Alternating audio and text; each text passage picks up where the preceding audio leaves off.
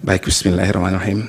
Yang mulia Ketua Mahkamah Konstitusi, Wakil Ketua Mahkamah Konstitusi, dan para Hakim MK, yang terhormat rekan-rekan dari tim hukum 01, 02, dan 03 KPU, Bawaslu, dan semua hadirin, Assalamualaikum warahmatullahi wabarakatuh. Saya adalah saksi ahli terakhir. Saya sebetulnya mendesain agar Bang Yusril menunjuk saya jadi saksi nomor 1. Apalah daya saya gagal, saya jadi saksi terakhir. Dari pagi sudah di sini sampai sore malam ini baru ada di sini. Hikmahnya adalah dalam Pilpres 2024 ini, kalau ada tuduhan dari orang tertentu bahwa saya mendesain hasil suara Pilpres, maka rasanya sih itu nggak mungkin. Karena saya mendesain Bang Yusril satu orang aja nggak bisa.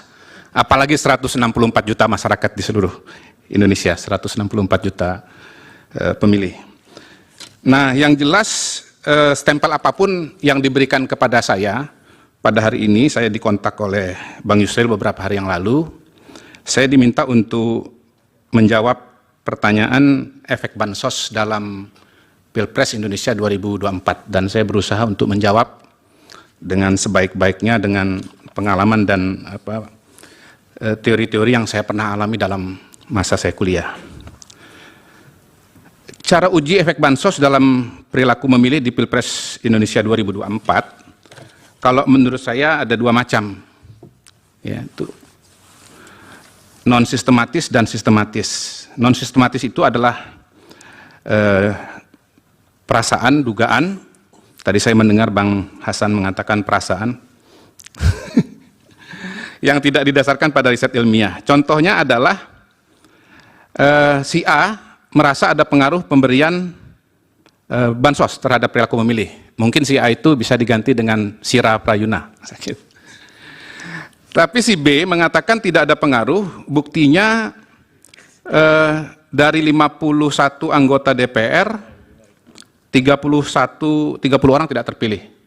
Nah, si B itu mungkin namanya Abdul Wahid. Bisa juga ada yang mengatakan bahwa memang ada pengaruhnya dan tidak ada pengaruhnya. Kalau saya pribadi mengatakan nggak ada. Kalau dari pengalaman pribadi ya, dengan cara non-sistematis bukan sistematis. Dari mana saya mengatakan demikian? Karena saya punya seorang teman aktivis LSM, dia mendapatkan jaminan sosial dalam bentuk BPJS Kesehatan, sakit tiroid, dioperasi lehernya 2 kali, tapi dia tidak memilih 02 dan sangat anti pada Pak Jokowi. Nah, ini kalau non-sistematis, kembali kepada perasaan masing-masing. Gitu. Kalau kita sakit gigi, jangan dipikir semua orang sakit gigi. Gitu. Yang sakit cuma kita sendiri. Karena itu dalam konteks ini sebetulnya yang mulia, sebetulnya hanya ada satu cara untuk menguji efek bansos dalam Pilpres 2024 di Indonesia, yaitu dengan cara melakukan riset khusus untuk Pilpres Indonesia 2024. Saya garis bawahi Pilpres Indonesia 2024. Kalau pilkada boleh nggak? Nggak boleh. Karena yang sedang kita sidang ini adalah Pilpres. Boleh nggak kalau di Meksiko? Boleh nggak kalau di Jerman? Nggak boleh. Karena Pilpresnya Indonesia. Boleh nggak Pilpres tahun 2019? Nggak boleh. Karena sidangnya Pilpres 2024. Gitu. Nah, ini agak mundur dikit nih. Riset perilaku pemilih itu satu-satunya cara kita untuk menjawab, Pak. Nah, melihat hubungan antara pemberian bansos dengan perilaku pemilih, tentu harus menggunakan riset ilmiah dan analisa statistik. Tadi sudah dikutip oleh Hasan Asbi beberapa bagian, tapi saya mencoba membuat lebih menyeluruh. Jadi, analisis statistik dalam riset-riset sosial dan perilaku pemilih itu secara garis besar 3. Pertama, deskriptif atau cross tabulation. Di sini dia melihat pola, apakah ada pola pilihan yang berbeda antara yang menerima dan tidak menerima bansos, ya. Dan ini ada risetnya. Jadi dilihat yang beri bansos, yang menerima bansos itu beda nggak pilihannya dengan yang tidak menerima bansos. Tadi juga sudah ditunjukkan. Mungkin nanti saya juga tunjukkan. Kemudian korelasi, ya, melihat hubungan antara pemberian bansos dengan pilihan capres. Menurut saya untuk Pilpres 2024 di Indonesia ini tidak ada risetnya, Pak. Saya nggak ketemu. Saya berusaha mencari tapi tidak ketemu.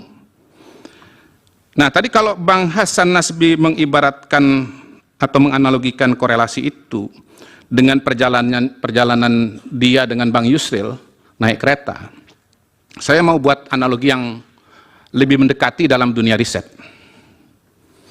Misalnya ya, meneliti hubungan antara ukuran panjang rambut wanita Indonesia dengan tingginya curah hujan di Indonesia. Itu kalau di riset bisa tuh ketemu korelasinya 0,6, 0,7 itu bisa aja. Tapi bukan berarti panjangnya rambut wanita di Indonesia itu menyebabkan hujan. Itu yang dimaksudkan oleh Hasan Nasbi. Jangan ditanya kenapa saya nggak pakai rambut pria, ya. Saya kira udah jelas itu. Nah, ini nggak bisa menunjukkan sebab akibat. Dia hanya hubungan, ya. Kalau kembali kepada saksi Prof. Hamdi Muluk, di situ dikatakan bahwa ada riset di berbagai negara lalu dibuat rata-ratanya. Menurut saya sebetulnya tinggal kembali aja kepada riset yang tadi disebut oleh Hasan Nasbi bahwa ada riset dari siapa? Namanya ya, dari Dharma dan Martani. Ya. Itu saya kira itu satu-satunya riset. Tapi itu tahun 2022 dan kayaknya itu pilkada. Karena itu nggak bisa dipakai untuk mengacu kepada Pilpres 2024. Nah, sebetulnya yang bisa menjawab pertanyaan pada hari ini hanya riset dengan analisa statistik regresi. Melihat kausalitas apakah pemberian bansos menyebabkan memilih paslon tertentu.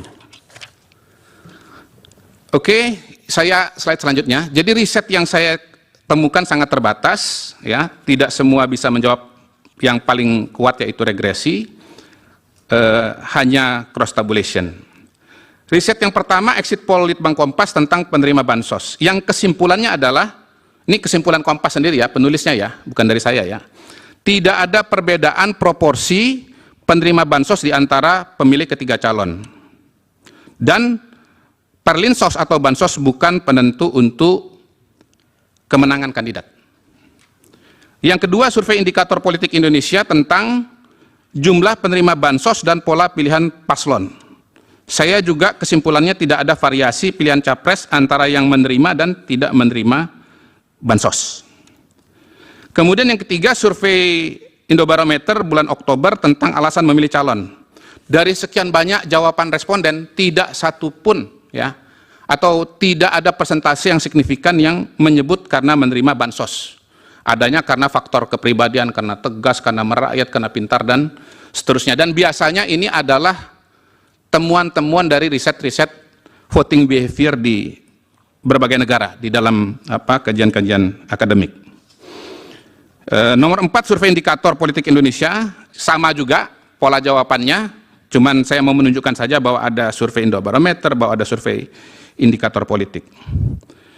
Kemudian survei indikator politik Indonesia juga menunjukkan bahwa proporsi pemilih berlatar sosial ekonomi menengah ke atas, di mana penerima bansos itu kecil, yang memilih 02-nya atau Prabowo Gibran justru lebih dominan dibandingkan dengan pemilih berlatar belakang ekonomi menengah ke bawah, yang notabene banyak menerima bansos atau penerima bansosnya besar, sehingga kesimpulannya adalah kelompok bukan penerima bansos atau kelompok dengan bansos yang kecil justru lebih dominan memilih 02.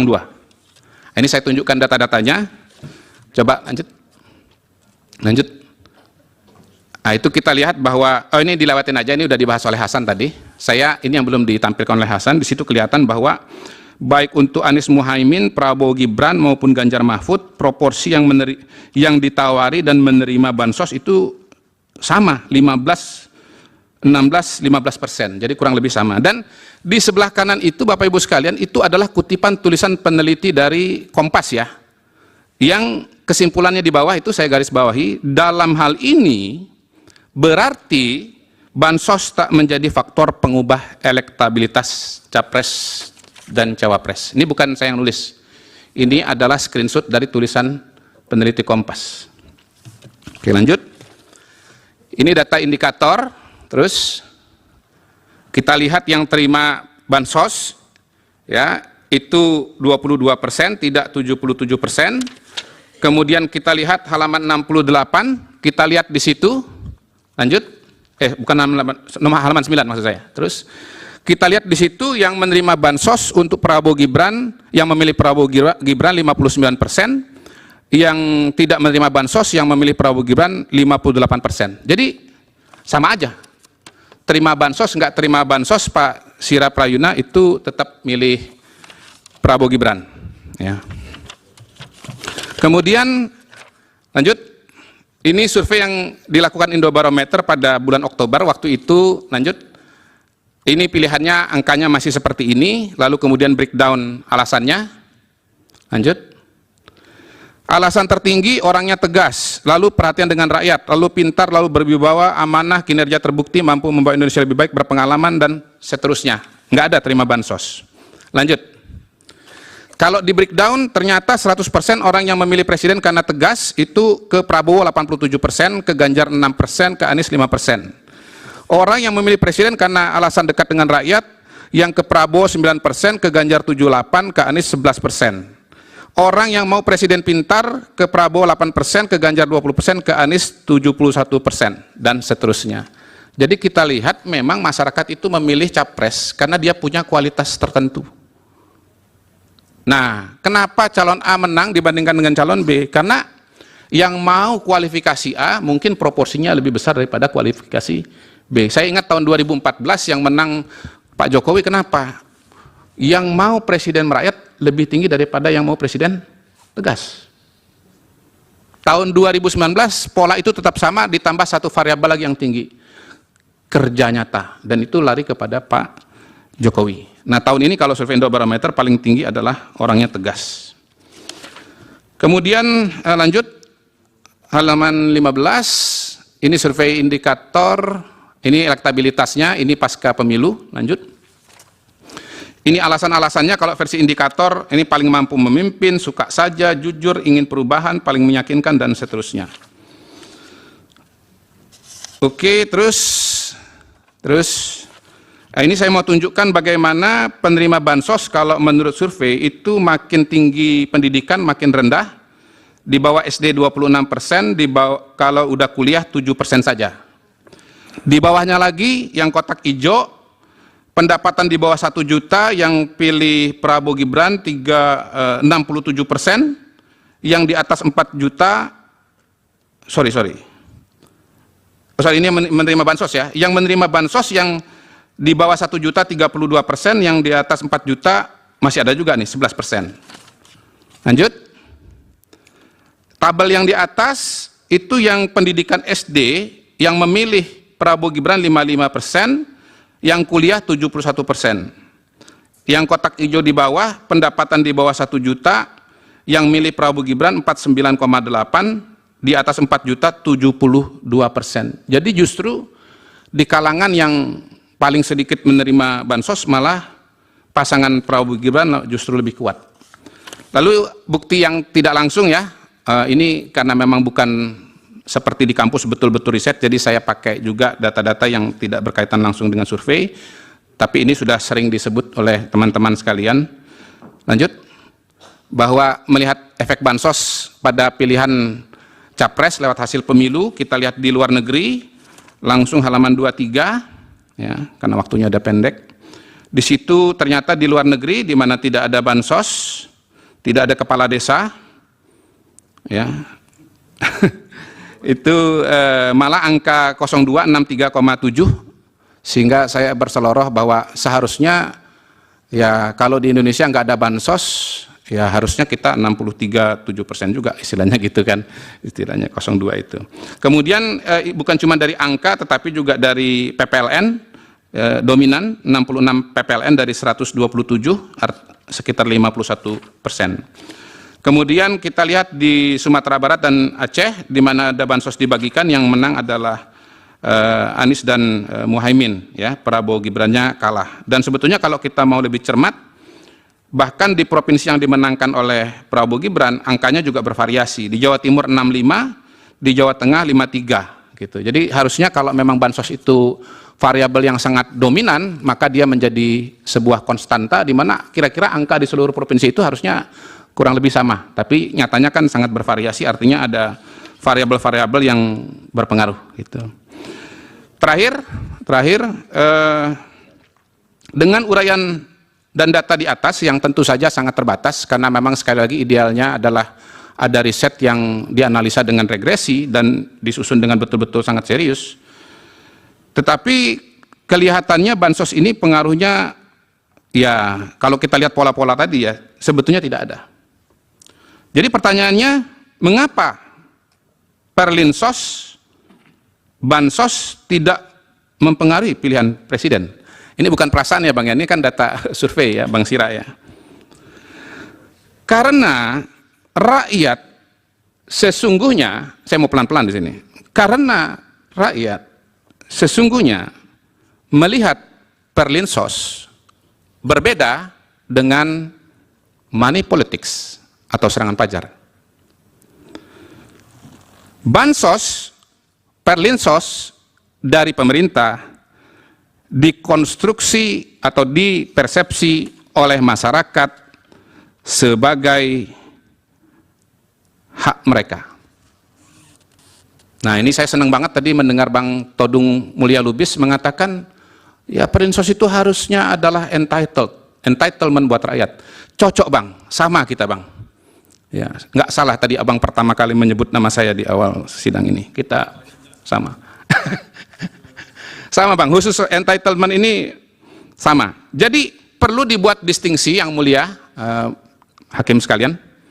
Perlu dibuat distingsi antara perlinsos dari negara dan money politics atau serangan fajar dari oknum kandidat. Perlinsos adalah program negara untuk melindungi masyarakat yang rentan. Warga negara merasa entitled, berhak untuk mendapatkan perlinsos, dan karena itu melihatnya sebagai kewajiban negara. Nggak punya utang. Nggak punya utang sama yang memberi. Sementara money politics adalah upaya dari kandidat untuk membeli suara pemilih. Pemilih merasa berhutang atau merasa wajib memilih partai atau kandidat yang memberi. Meskipun pada kenyataannya sebagian pemilih tidak merasa terikat untuk memilih pemberi money politics. Barangkali Bang Sira juga sudah merasakan. Barangkali ya. Jadi tidak ada jaminan.